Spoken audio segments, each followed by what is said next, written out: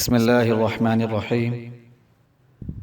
الحمد لله رب العالمين ولا عاقبة للمتقين والصلاة والسلام على رسوله النبي الكريم وآله وأصحابه أجمعين. اسلامک وظائف ٹیچر کی جانب سے آپ سب بہن بھائیوں کو خوش آمدید کہتا ہوں.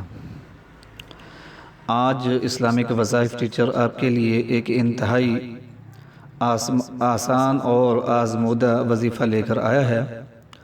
ہر طرح کی جائز حاجات اور جائز مقاصد کے لیے اس وظیفے کو کر سکتے ہیں.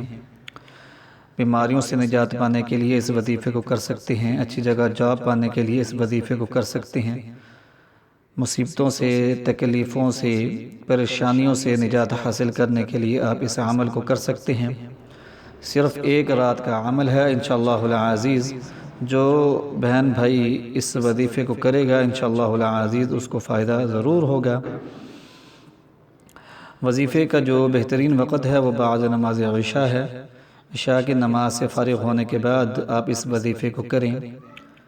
وظیفہ آپ نے اس طرح کرنا ہے کہ سب سے پہلے آپ نے 40 مرتبہ درود پاک پڑھنا ہے اور اس کے بعد 40 مرتبہ آیت کریمہ لا الہ الا انت سبحانک انی کنت من الظالمین آیت کریمہ 40 مرتبہ پڑھنی ہے.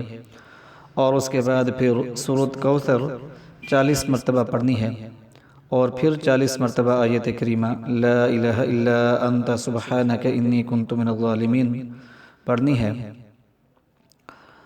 اور اس کے بعد آپ نے 40 مرتبہ درود پاک پڑھنا ہے. یہ وظیفہ ہے.